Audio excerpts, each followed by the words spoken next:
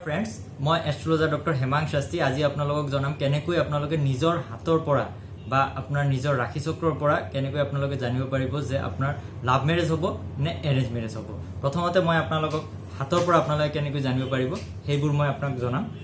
আপোনালোকে নিজৰ হাতত চাব যে মংগলৰ মাউন্ট, এই মাউন্টক মংগলৰ মাউন্ট বুলি কয়, এইখিনি জায়গা এই মাউন্ট চন্দ্ৰৰ মাউন্ট বুলি কয় আৰু এটো শুক্ৰৰ মাউন্ট বুলি আমি ধৰো। আপোনাৰ এই মাউন্ট বিলাক যদি খুব বেছি উখ হৈ আছে বা এই মাউন্ট যদি অলপ পিঙ্কিশ কালার হৈ আছে বা এই মাউন্ট বিলাক যদি একদম ক্লিন, কোনো যদি ক্রস চিন বা কোনো তিল বা কোনো কাটা চিঙা তেনেকুৱা যদি বেছি নাথাকে তেনেহলে আপোনাৰ লাভ মেৰেজ হোৱাৰ সম্ভাৱনা বেছি। আৰু যদি আপোনাৰ দেখা যায় যে শনি বা বৃহস্পতিৰ মাউন্ট বিলাক বেছি উখ হৈ আছে আৰু লগতে দেখা গৈছে যে শনিৰ পজিশনটো খুব ভাল,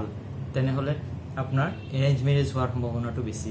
লাভ মেৰেজৰ ক্ষেত্ৰত কিছুমান ক্ষেত্ৰত যে এই কেয়া আঙুলিটো যদি অলপ বেছি দীঘল থাকে তেনেকুৱা ক্ষেত্ৰতো দেখা যায় যে লাভ মেৰেজ হোৱাৰ সম্ভাৱনাটো বেছি থাকে, বা কিছুমান ক্ষেত্ৰত যদি কেয়া আঙুলিটো একদম শৰ্ট থাকে তেতিয়াও দেখা যায় যে এৰেঞ্জ মেৰেজ হোৱাৰ চান্সেছটো বাঢ়ি যায়। আৰু এতিয়া আপোনালোকক মই জনাম কেনেকৈ আপোনালোকে নিজৰ ৰাশি চক্ৰৰ পৰা আপোনালোকে জানিব পাৰিব যে আপোনাৰ এৰেঞ্জ মেৰেজ হ'ব নে লাভ মেৰেজ হ'ব। আপোনাৰ ৰাশি চক্ৰত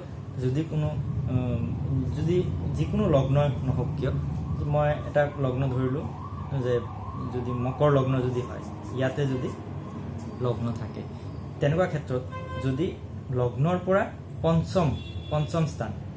মকৰ, কুম্ভ, মীন, মেঘ, বৃষ, এইটো হৈছে পঞ্চম ঘৰ বৃষ ৰাশি, আৰু পঞ্চম,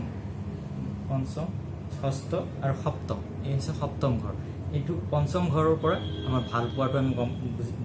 পাওঁ, আৰু সপ্তম ঘৰৰ পৰা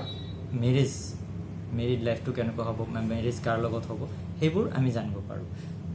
বা মেৰিজ লাইফ পাৰ্টনাৰটো কেনেকুৱা কোৱালিটিজ থাকিব তেখেত বা ৰিলেশ্যনবোৰ কেনেকুৱা হ'ব সেইবোৰ আমি জানিব পাৰোঁ। তো যদি ৰাশি চক্ৰত শুক্ৰ, মংগল আৰু ৰাহু এই তিনিটা গ্ৰহৰ লগত যদি পঞ্চম আৰু সপ্তম ঘৰৰ যদি কোনো যোগাযোগ হয় বা পঞ্চম আৰু সপ্তম ঘৰৰ কানেকশ্যন থাকিল, লগতে শুক্ৰ, মংগল, ৰাহুৰো কানেকশ্যন থাকিল, আৰু লগতে একাদশ স্থানৰো যদি কানেকশ্যন থাকে 11 নম্বৰ ঘৰৰ লগ্নৰ সাপেক্ষে, যিটো 5 নম্বৰ লগ্ন যদি মকৰ লগ্ন হয় তেনেহ'লে এই ঘৰটো হ'ব 5 আৰু এইটো হ'ব 7 আৰু 11। এই তিনিটা ঘৰৰ যদি কানেকশ্যন থাকে শুক্ৰ, মংগল, ৰাহুৰ লগত তেনেহ'লে লাভ মেৰেজ হোৱাৰ সম্ভাৱনাটো বেছি। আৰু তেনেকুৱা ক্ষেত্ৰত যদি এই তিনিটা ঘৰৰ কোনো কানেকশ্যন নাথাকে বা শুক্ৰ, মংগল, ৰাহুৰ যদি কোনো কানেকশ্যন নাথাকে, বা যদি শনিৰ কানেকশ্যন বা বৃহস্পতিৰ কানেকশ্যন পঞ্চম বা সপ্তমৰ লগত থাকে, বেছিভাগ বিশেষকৈ শনিৰ যদি কানেকশ্যন থাকে তেনেহ'লে দেখা যায় যে এৰেঞ্জ মেৰেজ হোৱাৰ সম্ভাৱনাটো বেছি। যদি পঞ্চম সপ্তমৰ কোনো কানেকশ্যন নাথাকে তেনেহ'লেও এৰেঞ্জ মেৰেজ হ'ব, বা পঞ্চম সপ্তমৰ কানেকশ্যন থাকিল কিন্তু লগতে একাদশৰ কানেকশ্যন নহ'ল, তেনেকুৱা ক্ষেত্ৰত পঞ্চমটো যদি পঞ্চম আৰু সপ্তমৰ যদি কানেকশ্যন থাকে তেনেহ'লে ভাল পোৱা হ'ব পাৰে, হয়তো একাদশৰ কানেকশ্যন নাথাকে তেনেহ'লে ভাল পোৱাটো হয়তো মেৰেজত কনভাৰ্ট নহ'বও পাৰে, তেনেকুৱাও দেখা যায়। তো আমি এতিয়া এইখিনিয়ে মেইন যে পঞ্চম, সপ্তম আৰু একাদশ লগতে